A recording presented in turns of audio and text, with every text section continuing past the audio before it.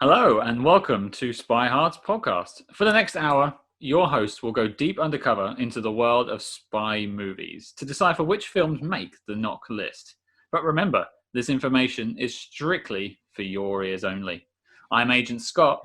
And I'm Cam, the provocateur. Cam, what film are we looking at this week? We are going to take on the 1995 James Bond film, GoldenEye. A movie that I think plays a very large role in a certain generation of Bond fans, mostly due to a Nintendo 64 game, but the movie, pretty notable as well. And one thing you'll notice from now on in, we're going to be reading a synopsis for the film, and we're going to be using the same site every time as long as we can, which is letterboxd.com. GoldenEye, 1995, directed by Martin Campbell. No limits, no fears, no substitutes. When a powerful satellite system falls into the hands of Alec Trevelyan, aka Agent 006, a former ally turned enemy, only James Bond can save the world from an awesome space weapon that, in one short pulse, could destroy the Earth. As Bond squares off against his former compatriot, he also battles Trevelyan's stunning ally, Xenia Onatop, an assassin who uses pleasure as her ultimate weapon. They really drop a spoiler in that synopsis, huh? A little bit. It kind of leads you on there, but it certainly gets your heart pumping for it, I would say. Oh, I'm like bouncing off the walls right now. So, my first question is, Cam, what's your initial thoughts about the film? This movie is really interesting for me because it's a definite favorite, but almost more for nostalgia because this was the first James Bond film that I ever saw in theaters. I'd grown up watching lots of them on VHS, but for some reason, I guess just because of my age, I'd never seen one in theaters. The previous one, License to Kill, landed in theaters in 1989. I was 8 years old, and that movie's pretty violent, so my parents weren't going to take me to that. But when GoldenEye rolled around in 1995, I could go. I was 14, and so just the excitement of A, ushering in a new Bond, and B, getting to see it in theaters was super exciting. So for me, it's one that I've always enjoyed a lot. But I think I struggled maybe a little bit later in that GoldenEye does things differently than, say, the Roger Moore era, which was the era I grew up on. And so for me, I would often, in my younger years, fall more towards some of Brosnan's follow-ups, which were closer to the Moore spirit. But, I think I've really come back around on GoldenEye, and I'm looking forward to talking about it further. See, for me, I'm a little bit behind you, not just in age, but also in looks, of course. But I wasn't able to see GoldenEye in the cinemas. I was 8 at the time, and it was a 12 certificate in this country. So there's no way I was getting into that one. However, what I did have, and I probably shouldn't have had, was the N64 game, GoldenEye. And that told me all I needed to know about this film. It really does. That game was just such a touchstone for a certain generation. And I mean, in terms of N64 games I owned, that one, I'm pretty sure I used it to death. It may well have I wouldn't be surprised if it self-destructed in my N64 at one point, just from overuse. There is no game I don't think I've played more in my life than GoldenEye. I mean, maybe you could make an argument for the original Super Mario Brothers on my NES when I was a kid, but man, GoldenEye, I just remember night after night, going to friends' houses in my early 20s, late teens, and just playing GoldenEye every night until like 2 a.m. And we all got really, really good at it. No, I mean, this is something I hinted on in the briefing episode last week. It gave us an idea of how we got into the genre of spy movies, but I hadn't seen many James Bond films before this film. Obviously, I didn't really see it in the cinemas. I did see it later on VHS. And I did see all the films after that at the cinema. But having this game and it giving me the story certainly piqued my interest in the genre. So for me, this is sort of the foundation that built on from then onwards in the rest of my life, I'd say. Right. And when you did finally see the movie, what did you think of it? Lame duck. The game is far superior. Where was the Aztec section? I was completely depressed. Oh, of course. No, I mean, we'll get into my thoughts on the film a little later on, but I mean, Cam, one thing we like to do here, and you'll find out going on, listeners, is we like to sort of give a little bit of background on the film, some information about it, how it came to be. The bit of information I'd like to hear from you, Cam, I'm sure you know all about it, is the gap between this and the last film and what was going on with the franchise at the time. Yeah, so what had happened was Timothy Dalton had made License to Kill, which was actually a real box office underperformer. It opened in the summer of '89, and it just had a lot of competition. It was up against some heavy hitters like Ghostbusters 2, which was a big hit, as well as Star Trek V, The Final Frontier. Yeah, buddy. You also had Back to the Future 2. There was a lot of big movies that summer, and it wasn't like now where you can release a big movie every single week and it'll do well. Back then, it was like people took their time. They went and re-saw movies, and ultimately, License to Kill got lost in the shuffle domestically, and it is, adjusted for inflation, the lowest-grossing James Bond movie. Now, that said, they were still going to press on with Timothy Dalton. They were intent on giving him his third because Roger Moore didn't exactly explode out of the gate either. You know, it took 2 movies before we got to, The Spy Who Loved Me, which was his big hit. So I think they were invested in Timothy Dalton. But ultimately what happened was Eon Entertainment, which is the company that produces James Bond, it's the Broccoli family runs it. They got in some legal issues with MGM, their distributor. And basically, James Bond was put on ice for 6 years, between '89 to '95. There was actually going to be a third Timothy Dalton movie in 1990. They were going to start production on that. They were in pre-production when the lawsuit stuff happened. And so Timothy Dalton was basically put on hold. That movie, I believe there's script elements of it out there. It was going to be set in Hong Kong primarily. But it kind of got shuffled off. And then when GoldenEye was going to be a thing, Timothy Dalton was approached to be in it. And Dalton was sort of interested, but he said, okay, let's take the best of the 2 I've done and make this the culmination of my run as James Bond. And the Broccoli family basically said, it's been 6 years since your last one. We need you to do like 3 or 4. We need to have a run here, not like a 6-year gap and then one movie. And so ultimately, Dalton walks away, and that's when we get Brosnan. And Brosnan, of course, was one of the original picks to take on Bond for The Living Daylights, but then he couldn't do it because of Remington Steele, so Dalton jumped in. So it was a real back and forth between Dalton and Brosnan. I would say the franchise at that point needed a little bit of a refresh. Not that I have anything against Timothy Dalton, but as you say, it underperformed the last one at the cinema. It probably needed a little bit of fresh blood, and I think it was probably a good move in that sense. How did the audiences react to this film? Audiences really showed up in droves. Domestically, it made $106 million, and international, it made $246 million, for a worldwide total of $352 million. Now, $352 million nowadays isn't really considered that spectacular, but in 1995, that was a really big hit, and it had a budget of $55 million. So that is a major, major profit. I mean, it might be useful to describe how they work out profits, I would say. From what I understand, and you can certainly tell me if I'm wrong, generally they have the budget and then a marketing budget, which is around about the same, so maybe 100 million altogether. Mm-hmm. But then they still made 250 million on top. So that, I think that makes it a bona fide success. Oh, yeah, big hit. They always say the old Hollywood adage is you have to double your budget to earn a profit. And, there's a lot of little Hollywood math going on with that number, I think. But ultimately, that's what they always say.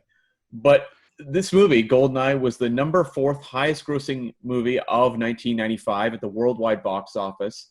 What do you think the 3 that beat it were? I'll give you a hint. Number 1 is a cop action movie, the 3rd in a franchise.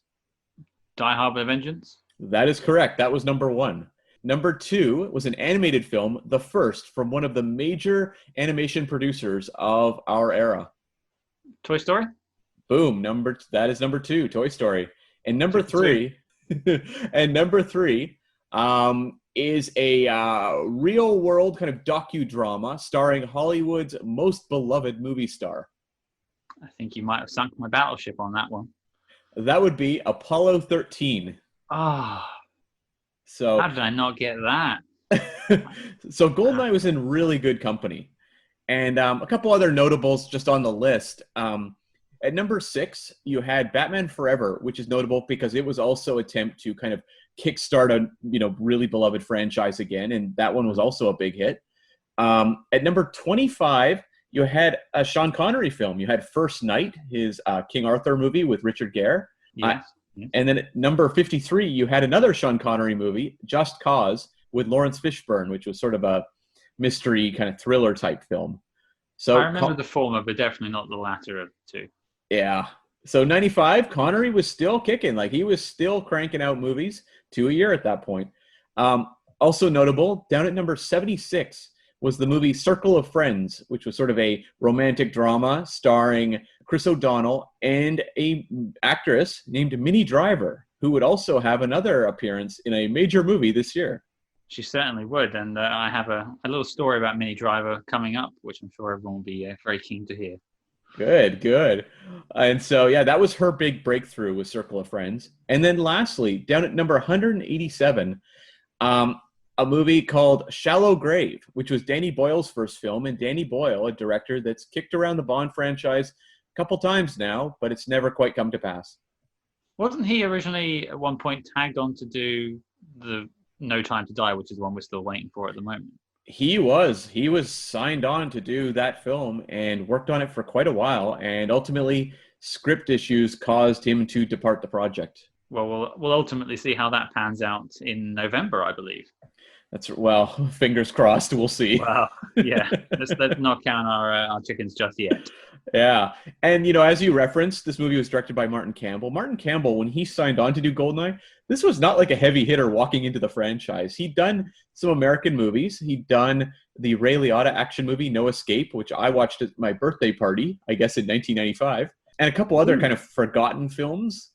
And he was mostly known for TV. He'd done the Edge of Darkness BBC miniseries, but not a big Hollywood career at this point. So interesting choice. And did the decision ultimately come to MGM, or was it Eon that had the choice of Martin? How did they pick that? My guess is Eon would have pushed for him, and MGM would have agreed to it. That tends to be the way it is. Eon usually gets who they want. And also, we say it's kind of a newer director to the franchise and not a big proven name. Even the screenplay credits on this movie, the story is to a guy named Michael France, who'd only had one major project, which was Cliffhanger, which I really like. But again, just Cliffhanger. And that's interesting to then toss him into the James Bond world. And the screenplay was by two guys, Jeffrey Kane and Bruce Firestein, who had never really done anything. Jeffrey Kane had done some TV, and Bruce Firestein had really done not much of anything. And they would both ultimately go on to have a bit of a career. Jeffrey Kane would go on to write The Constant Gardener, the John le Carré adaptation, starring Ralph Fiennes, as well as Exodus, Gods and Kings, the Ridley Scott movie. And Bruce Firestein would go on to work on Tomorrow Never Dies, The World Is Not Enough, and a couple of the Bond video games. See, this is all information to me I didn't know. So it sounds like they kind of rolled the dice on this one. It really does seem like that. Like, it didn't feel like a big confidence move. Like, okay, guys, we've been away for 6 years. We've got a new Bond. We are locking down Hollywood's best and brightest to really, kickstart this relaunch. It was really like, well, I don't know. Who have we got? Well, I mean, not to bury the lead on my thoughts on the film, but I think that that roll of the die might have worked out in their favor a little bit. Yeah, this movie really does feel blessed. I mean, this was the final movie to have input from Cubby Broccoli before he passed on. His daughter Barbara would continue on with the franchise, and his son-in-law Michael G. Wilson has been around forever and would continue on. But yeah, this was the last one where old Cubby blessed the movie. And certainly on the actor side of things as well. Obviously Pierce Brosnan, Sean Bean, Alan Cummings, kind of known names. Obviously Robbie Coltrane hanging around, Judi Dench as well. Mm-hmm. But Famke Janssen, Izabella Scorupco, both not particularly household names. I know Izabella was found, I believe, somewhere in Eastern Europe when they were scouting for actresses to be in the film. So even on the acting side of things, they were rolling the dice. Mm-hmm. They really were, yeah. I mean, I guess the Bond films have a history of just, signing models on, for example, in the old Connery days to play the female leads. But yeah, like, this does feel like one that it was almost like they just had a lot of faith in the brand and that Pierce Brosnan would be enough to draw audiences in. And they were right. It did work. And if anything, Bond is known for gambling. Very true. Mm. I still don't know if I quite understand Baccarat, but Sweeby. oui, bon, I don't know. Yeah, I think I understand the basics. I've read the Casino Royale novel, which gives like a 4 or 5 page breakdown of the game. I have an idea as to how it's played, but I'm sure there's far more complications that are over my head. I think it's closest to 9, basically, isn't it? Yeah. That's the idea. Yeah. I think that's all we have in terms of background and building up the story and the dossier for the film. Should we get into our thoughts? I think we should. From my side of things, this is still up on my top list of Bond films. When I saw it as a kid and when I was able to get the VHS eventually, I did actually love the film. It, for me, kind of does what Bond does best, which is a mix of action, cheese, spy, intrigue, and romance. And it's certainly one that I would always go back to. But then I've also got that warm sense of nostalgia because of the video game built into it. Mm-hmm. So going back and watching it these last few days has been quite interesting because for me, it still kept my interest, which is something I can't say about a lot of older films I go back and watch. Right. Especially if I've seen it before. Whereas this still, from the beginning, the bungee scene on the dam, I'm hooked. And it's instant, it's action, go. And that I mean, Bond films are known for having those sort of intense openers, mostly anyway. But it does grab you. Oh, it definitely does. And yeah, I really enjoyed this rewatch. This one, I think maybe even climbed up a little bit higher on my list of James Bond films, 1 or 2 spots or something like that on this rewatch. And that it really just seems to go for it. And it feels like a movie, you referenced the bungee jump scene. We see our opening with Bond is just him, racing across this, this dam. And the movie really is kind of setting its state and purpose right there. You are on a run with this character for basically 2 hours. And what I really like is a lot of the Bond movies have this balance of action and a plot that can be incomprehensible. I mean, when we talk about, like, say, Octopussy and the Fabergé eggs or the diamonds in Diamonds Are Forever, we're going to be sitting there like going like, wait, okay, how did this work? But with GoldenEye, what I love about it, the plotting, it's not dumbed down, but it's speaking to like a bright teenager. So like if you're a teenager watching this movie, it may be a little bit confusing, but if you really focus and put your mind to it, you're going to crack the code of what is going on with the villain throughout this movie. And it gives it that extra satisfaction level that some of the other Bond movies, the plot is just a complete throwaway. They're like, whatever. Well, I was just going to say, in terms of the ultimate bad guy, the Sean Bean reveal a third or so into the film is an actual surprise. It really was. When I saw it in theaters, I was blown away. And I don't know why. It should have been pretty obvious. Yeah. I think they were very smart to name the Janus Syndicate after a lesser-known Greek mythological figure, because had they named it like, I don't know, Zeus or something, I may have been debating what that name meant, but Janus didn't mean a lot to me when I was 14. It still doesn't mean much to me now, to be fair. Well, it's the two-faced Roman god, so I'm like, okay, well, there you have it. And had I known that going in, I would have been paying a lot more attention to that. You just taught me something, so there you go. So let's dive into the movie. I think one thing that's interesting to start from, just as a starting point, which you kind of cued off there, is the dam jump. This is our introduction to Pierce Brosnan as Bond.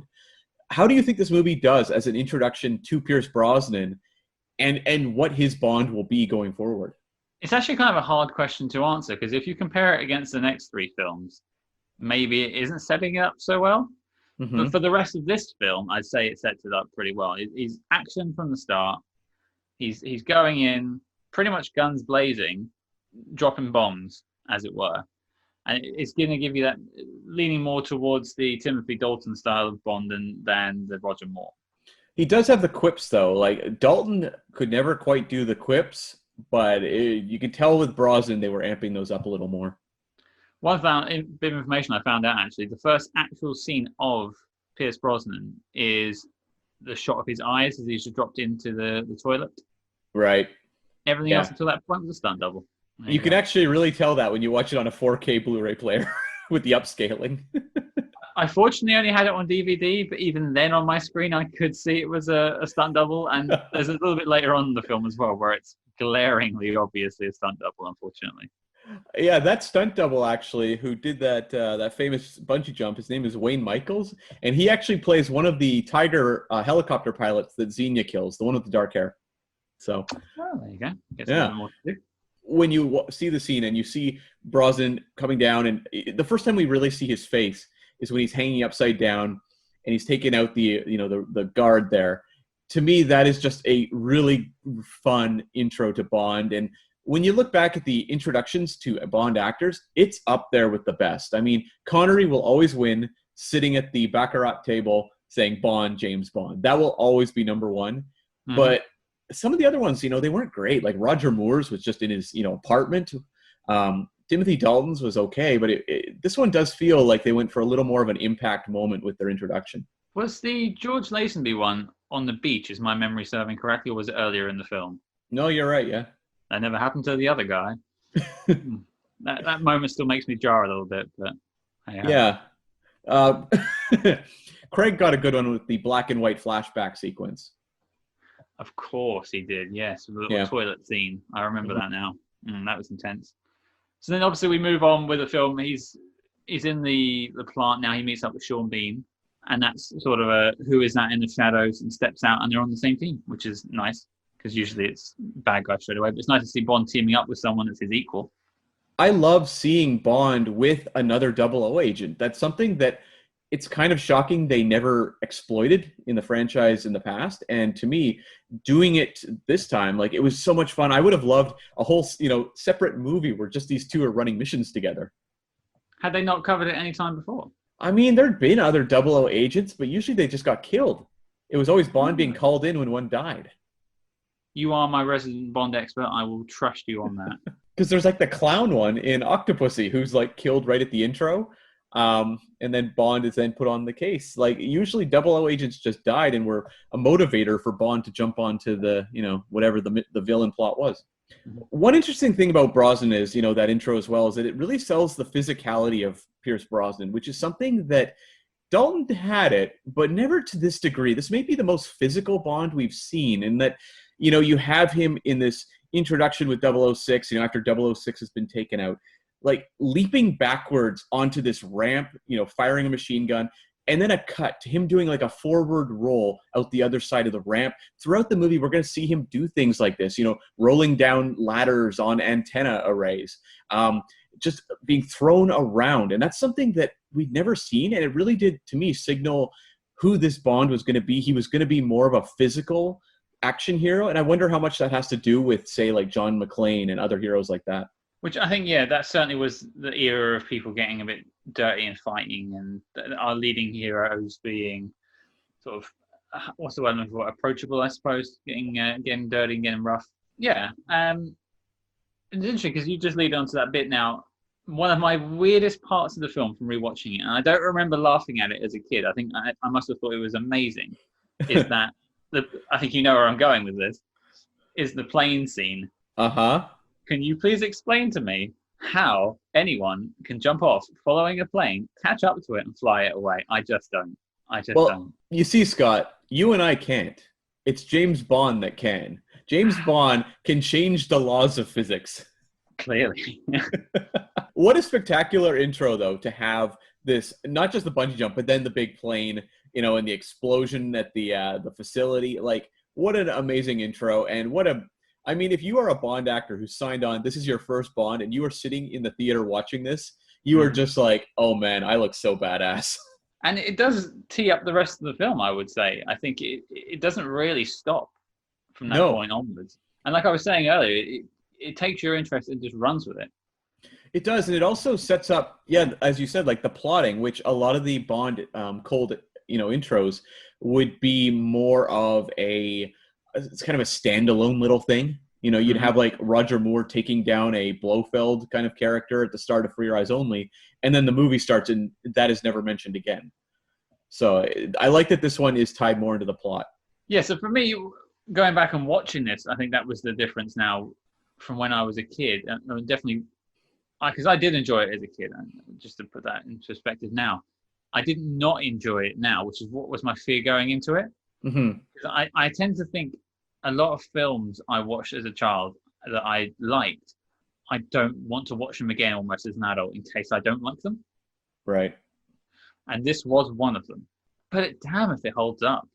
And you just think, like, what a badass if he actually gets into that plane and flies off. Now, I laughed at it, but it's a great opener. It is, and then it just segs so nicely with that Tina Turner song, which I think is fantastic. I wish, actually, they bring back Bono and The Edge to write another Bond theme. I mean, I'll forgive them the line, "You'll never know how I watched you from the shadows as a child." That line, well, I have questions about. But outside of that, I think this song's great. I love the intro. I love the imagery of sort of this, fall of the USSR kind of stuff. Like, I think it's really, really effective. Apparently there was a complaint from some of the communist countries that were left over that the communist symbols were taken down by scantily clad women. Maybe a valid complaint, I don't know. I don't really know. I don't know how to reply to that. Okay, great. Yeah. This movie does fall, though, at a really interesting time politically, because in 1989, the Berlin Wall comes down in November of that year. And then the Cold War ends in 1991. And they didn't have a Bond movie primed to land in 1992. So I feel like with GoldenEye, it's kind of that catch-up. It's like, of course, Bond has to comment on this because Bond had dealt with Smersh and so much Russian sort of based stuff in the past with the franchise, and that they're a few years too late. But I appreciate that they still were going for it. And in terms of Bond tunes, which I'm sure we'll go back into when we do other reviews of other Bond films, this is one of the better ones. Mm-hmm. Tina Turner, wasn't it? Yes, it was. Yeah. Yeah, and as you say, written by Bono and The Edge, it just holds up. It had good airplay, and it's a song that you remember. You think about GoldenEye, you'll start singing the song. Mm-hmm. You will, That's yeah. kind of what you want. It's kind of what you want. It's a great song, but why don't we just start getting to some of the Bond tropes of this film? Why don't we talk about maybe the leading ladies of this film, which I think actually really do underscore a difference in the Brosnan era and what the Bond films will be going forward. Absolutely, with the Bond girls. I mean, Famke Janssen as the femme fatale for the film, she is someone that as soon as you see her in that race down the hills in southern France, you know she's going to be a force to be reckoned with. And then you get to the scenes later on where she's crushing people with her thighs. As a young man going to the cinema or watching at home on VHS, that certainly, she leaves her impression in your mind for sure. She made an impact, that's for sure. I think ribs, maybe. I think it's fun that they took a trope of James Bond, which is the female, villain or Bond girl type character, and who they always had goofy names, Holly Goodhead or Mary Goodnight, Plenty O'Toole. And I like that they weaponized it, like Xenia Onatopp. When it's introduced, it's like, oh, of course, Xenia Onatopp. But it's instantly like a threat. It's like, this is a dangerous, dangerous character. And I like that Bond's biggest weakness, that is her biggest strength, is to kill you in, in that sort of form. It's almost as if she's written as the weapon to destroy Bond. It really does feel like that. Dangerous. Yeah. And I think Famke Janssen is fantastic. I think she is one of the great villain henchmen in the Bond franchise. And that's a tall order. When you look at the ones that had come before of Jaws and Odd Job, Mayday, I think she had a pretty, tall order. And I think Famke Janssen delivers. I love that scene you mentioned with her driving the car, although I still have no idea where she came from in that sequence.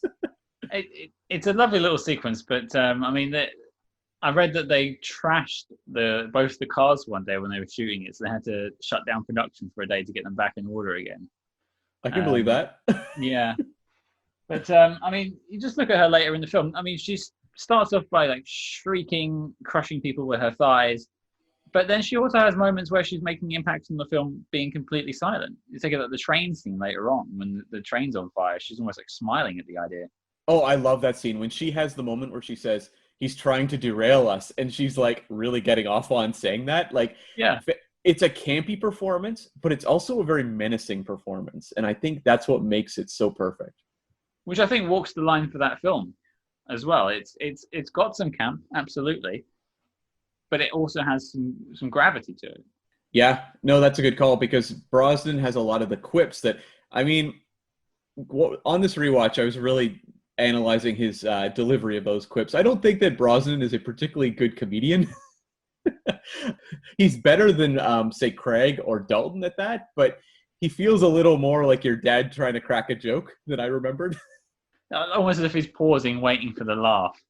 Yes. It's Yeah. like, is this thing on? Tough crowd, eh? Oh. But yeah, getting back to like the female leads though, I thought what was really interesting, and this is something that I can't say I'd noticed too much before, was the Izabella Scorupco character, Natalia. This character has a backstory. This character has a life that exists outside of the movie. That's not the case with like any of the other Bond girls. They don't come into existence until they meet Bond. Whereas this woman, you know, she's a programmer, a level 2, I believe, wasn't she?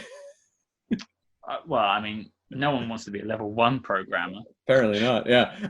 But, you know, working on this GoldenEye project when, you know, and she's obviously brought into this whole conspiracy where she's the only survivor of the attack. And so we follow her from this attack, this traumatic event, you know, as she's doing, you know, her own investigation, tracking, you know, Boris, the other hacker played by Alan Cumming. And this character has so much agency, and that when she meets Bond, she's on her own course. Like, this is not a case of this character is introduced just walking up as the contact. Like, Natalia has her own story. And I think if you hold her up against other Bond girls in the past and in the future, she actually has some presence in the film and actually dictates what happens a little bit, which you really can't say for some of the other ones. Yeah, like I remember when they were making this movie, they talked a lot about how this was going to be the modern, you know, female Bond lead. And what does that mean now? 25 years past, you know, like modern in 1995. Okay, I guess. But you can see that to them, what that meant was giving these characters their own inner lives and making them more a part of the action versus getting, you know, dragged behind Bond or being held captive a lot. And I think it really succeeds at that. You see a little more of the weirdness, I think, when it comes to M, where you have the Tanner character referring to her as like the evil queen of numbers, and a lot of like, oh, Bond, you have a female boss, huh? But then shout out to Judi Dench for stepping into what is a big role in the franchise. Not only changing the sex of the character, obviously it's a new, they never addressed why the change really happens, but she just knocks it out of the park from there on in, and she stays with it into the Craig era as well.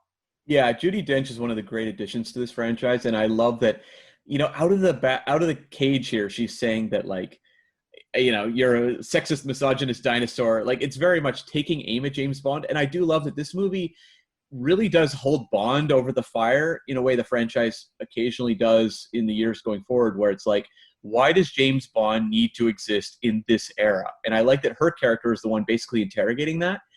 And, you know, ultimately she's the one who kind of gives him this real like slap down in the briefing room, but ends it with, Bond, come back alive. And I love that. So then as soon as that happens, you start rooting for her. She's framed as you say, the numbers woman. Yeah. Also the Wicked Witch of the West almost. But she wants Bond to come back. She cares about Bond and the mission. She's just a different person. And she does view the Bond as that sort of ancient dinosaur. But that's also how people were starting to see the franchise in a way. And as you sort of were mentioning earlier, this is their take on it. And they've used it to sort of frame the perspective of Bond going forward.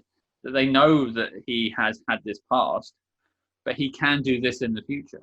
Definitely. And, you know, I love that she also refers to him as a relic of the Cold War. And this movie is just riddled with imagery of relics of the Cold War, with the opening song, as well as, you know, where he unmasks Janice, you know, in this like statue park of these old Lenin statues and all that.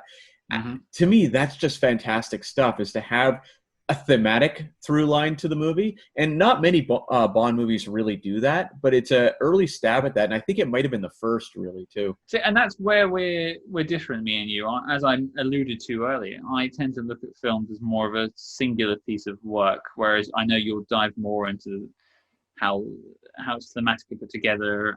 Obviously, you'll take the background into account, and you tend to know a lot more about the franchise going into a film. Right. Even on that level, this still works. Well, yeah, because it's not like navel-gazy. It's not basically saying we're a deconstructionist Bond, like we are going to deconstruct this franchise. I like that it has all that stuff there, but the ultimate Bond elements are totally intact, and you can just show up and have an amazing time. Like that's the key to, I think, a great James Bond movie. And also, I think a great franchise movie. Yeah. You should just be able to walk into this film, even really without knowing who 007 is, although I imagine most would, and have a great time. And I think I know it delivers because I felt that. Yeah, it really does. And I love that the spy story of it, at the heart of it, really does feel interesting and involving. You know, a lot of the tracking through this movie, you know, Bond going to meet contacts and piecing together what the actual Janus mystery is and what Ourumov, this corrupt colonel, is doing. To me, like, that is really absorbing stuff because the way they ground it with so much action, you know, an audience is going to be there for the action with a James Bond movie, but the story feels like it's actually unfolding in a way that's, you know, it's not rushed, but you are totally absorbed in what is going on. And I think it just shows it's just well put together. The action sequence flow, and you can follow it. Yeah, I know. Isn't that so rare nowadays? Don't get me started. There's so many films I could just think of a Transformers film. Sure. Do you even know who's on the screen half the time? No. It looks like someone just has like a bag of car parts they're shaking in the camera. It's just a color vomit on my screen sometimes. It's just... Ugh. And we will talk about a James Bond movie in the future where, you know, that action isn't so linear as it is here. So, you know, something to look forward to, folks. There we go. And with that I'd like to touch on the villains, because I think they're also a central part of Bond. There's ones that are a lot more memorable than others. Oh, yeah. Sure. Now, before I touch on Sean Bean and some of the other main villains, I do want to touch on Robbie Coltrane. He's not technically a villain, although he is kind of a villain. Do you have any opinions on his accent? I'm an idiot when it comes to accents. So I don't... I thought you were Swedish most of our friendship. I mean, who knew? Gertie. Yeah. So, I mean, no, I'm an idiot when it comes to those things. So I'm the worst. The only thing I can pick out is if you show me, like, you know, Kevin Costner in Robin Hood, Prince of Thieves. Like, that one, I'll be like, okay, that's really bad. But outside of that, I'm really not good. So what is your take on Robbie Coltrane, who I love this character, but what did you think of the accent? Well, okay. For those listening, I'm from London. I have a somewhat Londoner accent. I'm sure those who are from England can tell where I'm from. Robbie Coltrane is a Scotsman playing a Russian. If you listen to any of his sentences, they start off in Russian and they end up full-on Scottish.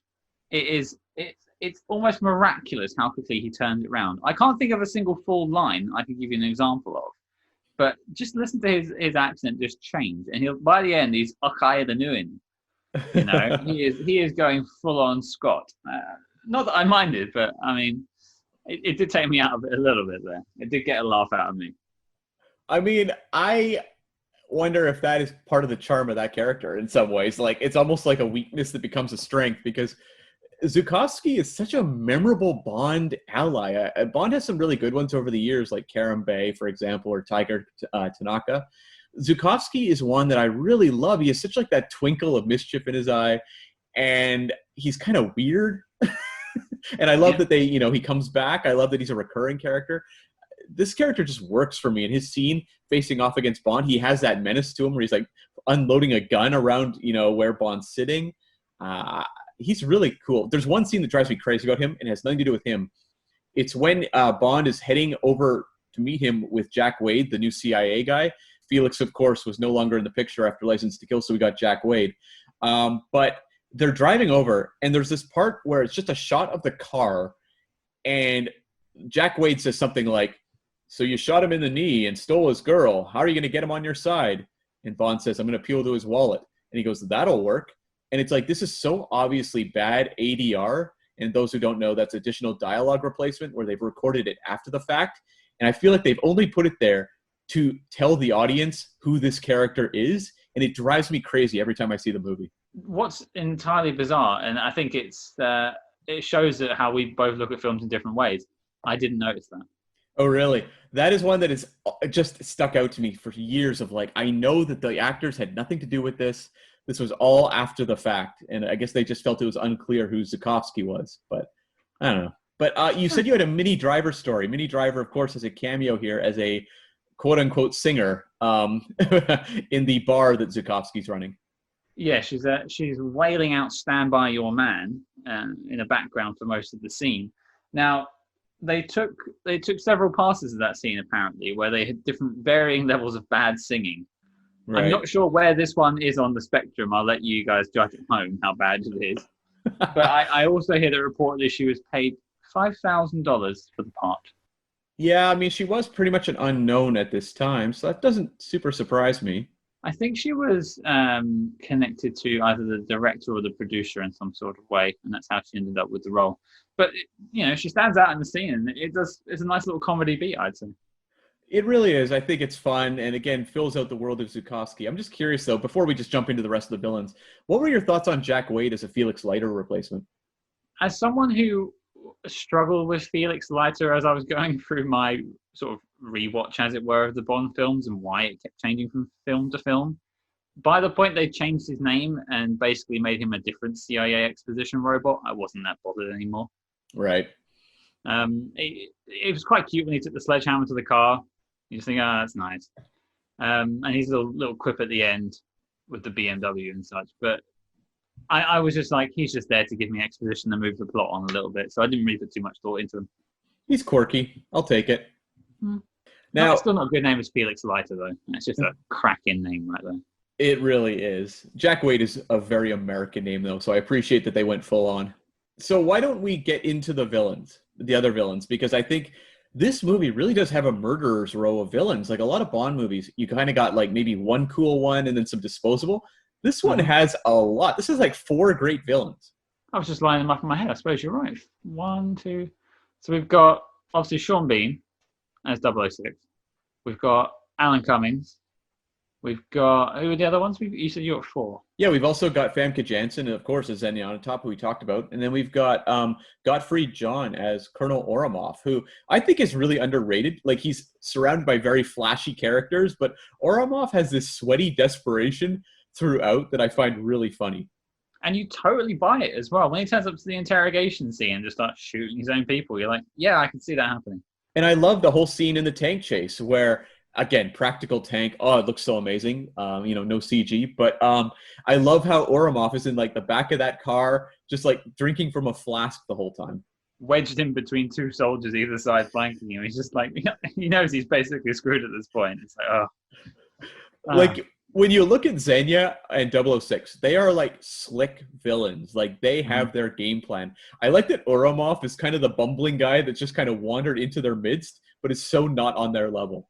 Yeah, it's almost as if he's fallen into the trappings of being a villain, basically. He's just like, he's feeling his way through being a bad guy. And he doesn't really want to do it that much. No, I could see him being the kind of guy that has a military career and just retires and he's happy with it. I feel like Oromov goes home most nights to his wife. Is just like, honey, you're not going to believe the day I had today. What a day, right? Pours himself like I don't know, vodka, I would guess, and just like drinks it quietly in the corner while the kids run around and he gets more depressed. And has to like settle his nerves. You see him like the glass twitching as the kids start screaming, and he's just like staring into the distance as he comes up with his GoldenEye plan. And every morning when he wakes up, he first off just glares at the alarm clock, but then gets up, kind of sits on the edge of the bed with his feet on the floor, and just puts his head in his hands. He's like in a vest top and like boxer shorts and just looks so sad. Now, is Oromov, is he a snoozer, or does he get up on the first alarm? I feel like he might snooze a bit. Yeah, he's definitely hitting the snooze button a couple times. Yeah, he does not want to start his day. No. And I actually, on the Alan Cummings subject, I texted you when I was watching it the first time through again, and how I just felt like he didn't have a fair shot in the film. I still think that's true. He had a good turn, but as you said back to me, he was still quite new. Yeah, I mean, he was known for theater, but he wasn't really a big screen presence yet. I think it was this, and then, I mean, obviously Nightcrawler in X2, X-Men United, that really made him much more recognizable. But he was a respected theater actor at the time, but he wasn't going to get the big flashy main villain. I love that this character, has his like slug heads kind of line. He has a lot of quirkiness. I couldn't help but wonder on this rewatch, though. This movie's made in 1994. They're shooting it. Jurassic Park comes out in 1993.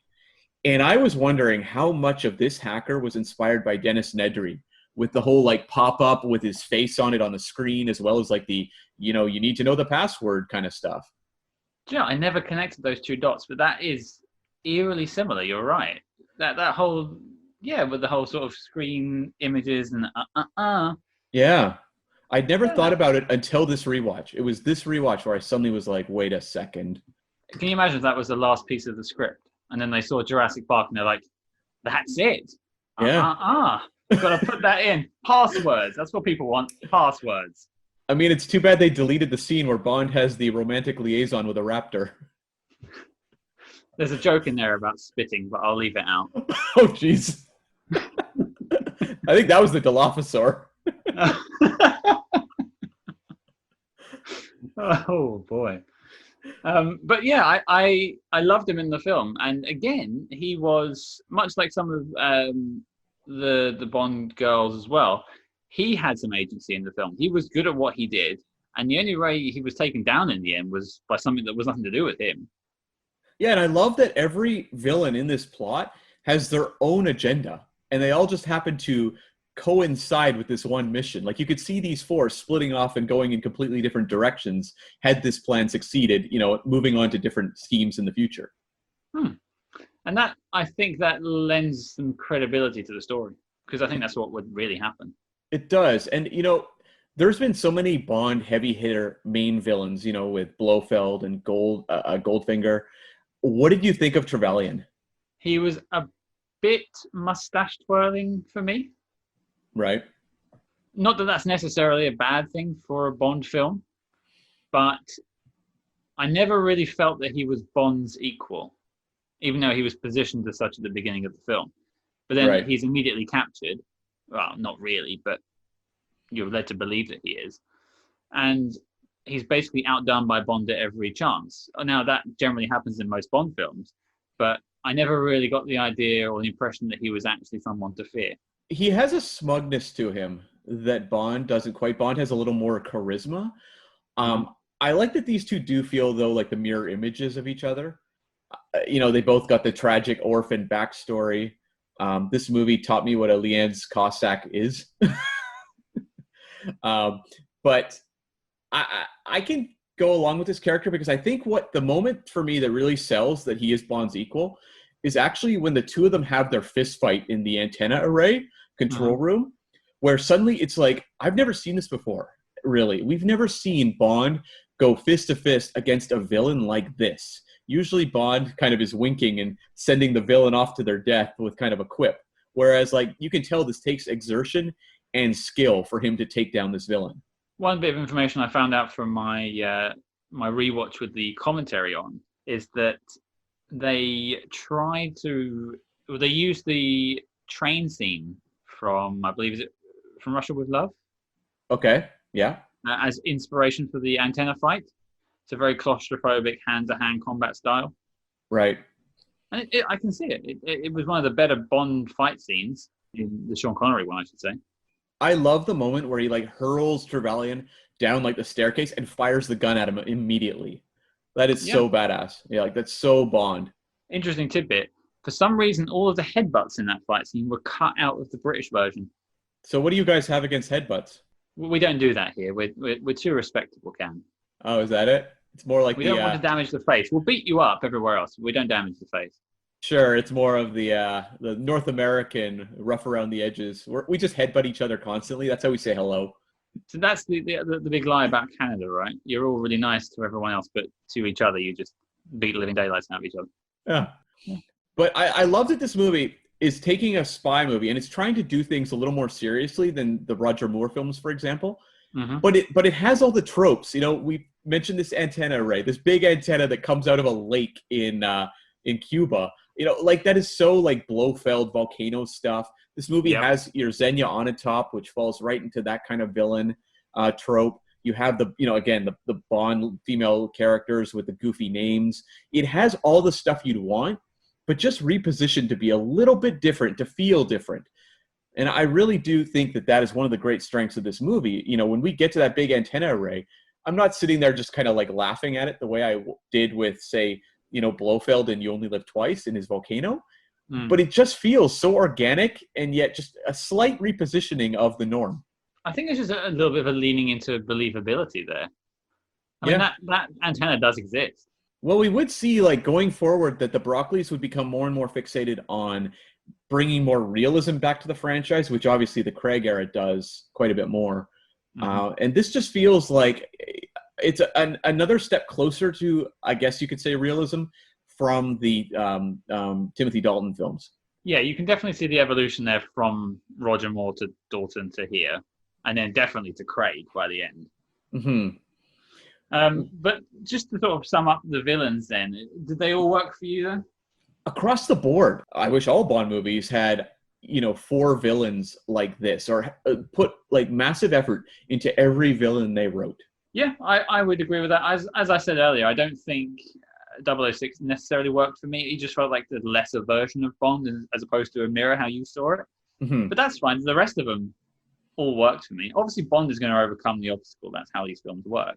Of course. But yeah, but they all seemed like actual people. They did. Like, they felt like they were fleshed out in a way that we hadn't really seen. I mean, Sanchez in License to Kill was pretty fleshed out as a villain, but it feels like they just applied that across the board here. Kind of jumping off of that, one thing I want to talk to you about was when they were making this movie, we've talked about how it strives for a little more maybe realism in some ways. Another thing that I think they were trying to do in 1995 was to have a more sensitive Bond. Like, I think when you go through the Bonds, they all kind of had different things. Roger Moore is kind of the goofy comedic Bond. Daniel Craig's the more serious, brutal Bond. I think Pierce Brosnan was very much positioned as the more sensitive Bond for the 90s.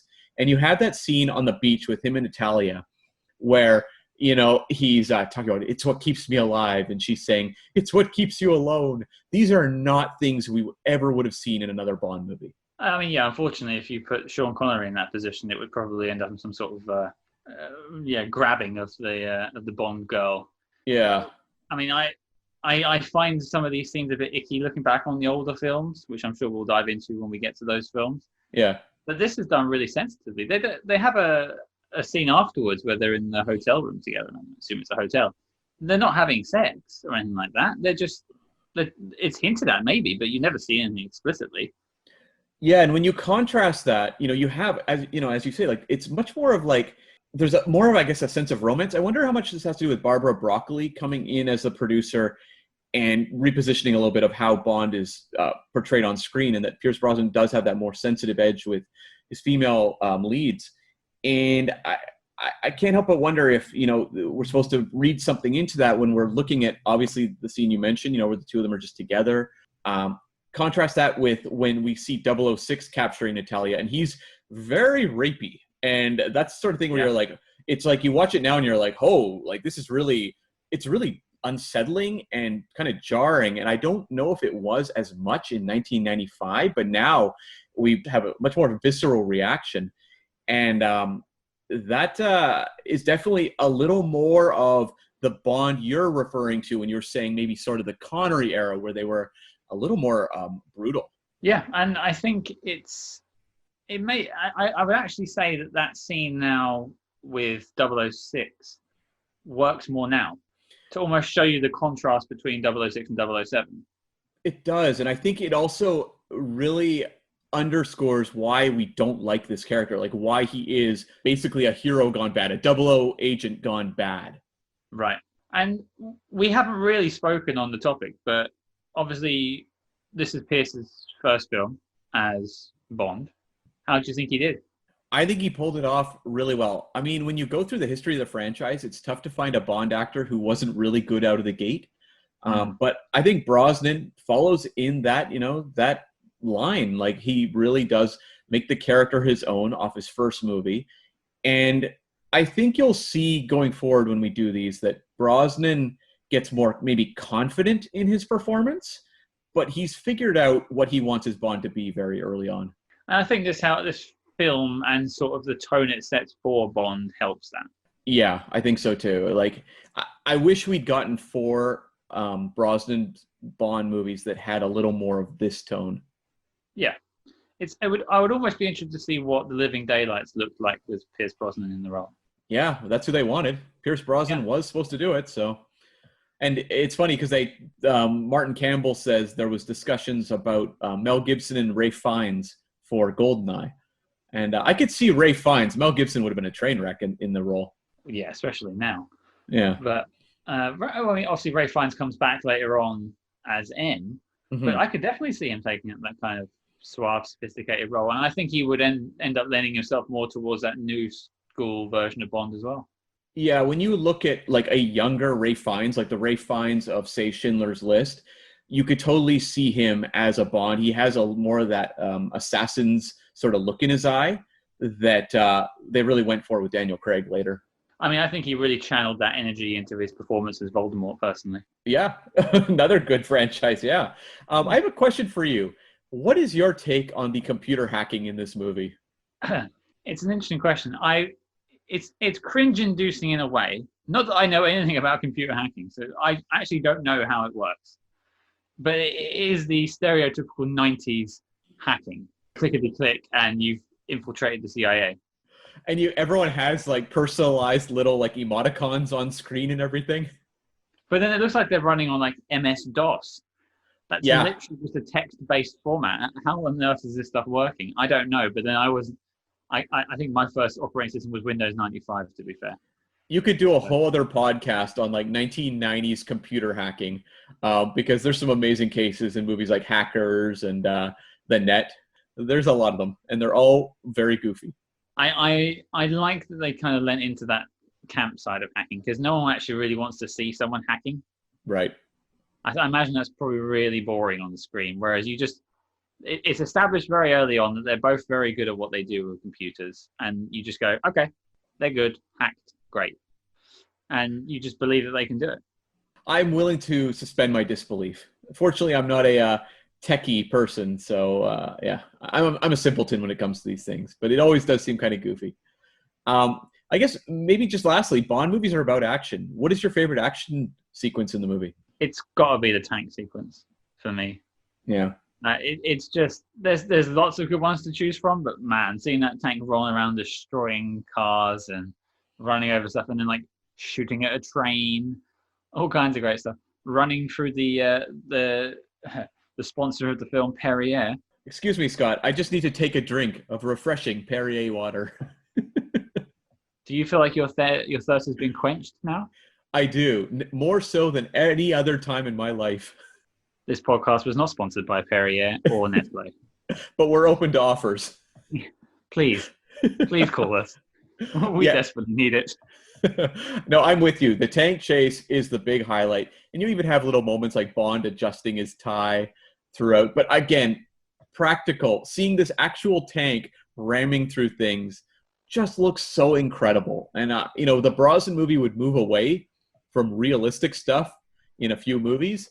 And this is a great example, though, of just what a Bond movie can do when they're firing on all cylinders. And basically all the pieces come together. Another thing that is a benefit to this scene, Eric Serra's score for it is decent. Whereas a lot of the time his score I find very dated.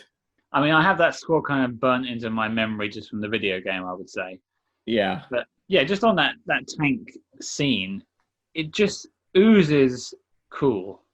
He's like standing outside the tank, just driving it after people. You're just like, good Lord, this guy he's got it.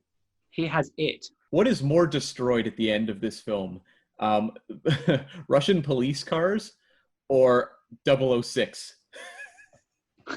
As if it wasn't enough, he was thrown off of the cradle and then he gets like crushed to death and then the whole thing blows up too. I wonder how far he made it. Like, just like poor Sean Bean dying in every film. I think this is more or less where that thing started. But like, insult to injury, it falls down. He's like, no, and then the whole thing blows up too. Poor guy. He dies amazingly. Like, there is no bigger death in maybe the Bond franchise than what happens to this guy.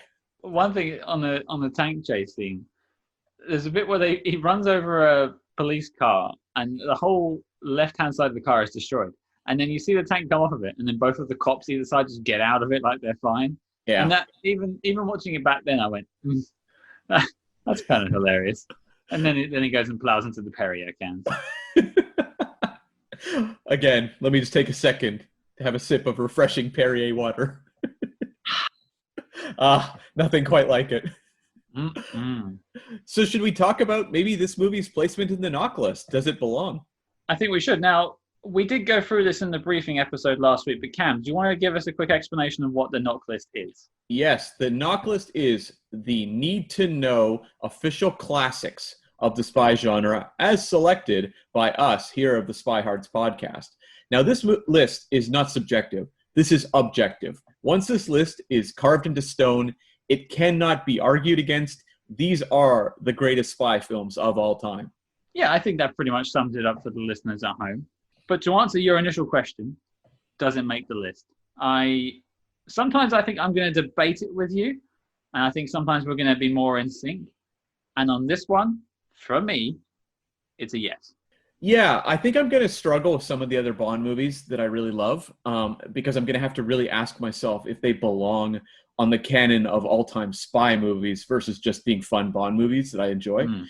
But this is a case where I think all of the strengths working for the film make it a really great entry into the spy genre. And a lot of the Bond movies, they almost aren't spy movies. They kind of fall into almost like superhero movies in some ways.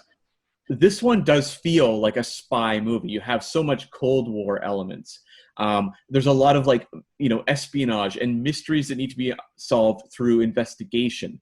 To me, this does feel like a really great spy movie. And I don't know how many Bond movies will really fit that bill, but this one does. I think you summed up my main point about it quite well there, is if you took off the Bond name from the film and it was just a film about a spy, would it be a good spy film? Yes. Yeah, you mean people might be a little bit confused about the extended BMW commercial, but yes, it is a great spy movie. But not the Perrier cans. No. Ooh, all spies succeed when they drink Perrier water. As we do here. No, we don't. I bathe in it. Don't tell them that. They'll send us more. It keeps me young. I mean, there's a reason why they call it the source of eternal youth. That's right. Okay, Cam, so all plugs aside, where do we stand on this film? We are stamping official on this one. It's in the NOC list. Great. Well, on that revelation, the dossier on GoldenEye is complete and marked as classified. Cam, what are we tackling next week? We are going to take on 1959's Alfred Hitchcock film, some would say classic, North by Northwest, starring Cary Grant. I think this is a really good jumping off point from GoldenEye because in many ways, Cary Grant in North by Northwest inspired the movie version of Bond. Good. So listeners at home, your mission, should you choose to accept it, is to watch North by Northwest and get back to us on social media with your thoughts on the film. Speaking of social media, you can follow us, discreetly of course, at SpyHards on Facebook, Twitter, and Instagram. And you can, of course, track the NOC list at our account on Letterboxd. That's letterboxd.com/SpyHards. We will post the list there. We'll also have a list of just everything we've done. And it'll give you a glimpse. Right now, obviously, we have one movie on the NOC list. Probably not that important. But further down the road, you may want to, flash back to what that list is, for recommendations for yourself or for others. And also just connect with us on there as well. Yeah, for sure. So we look forward to hearing from you on the social media. But until then, good luck among the shadows.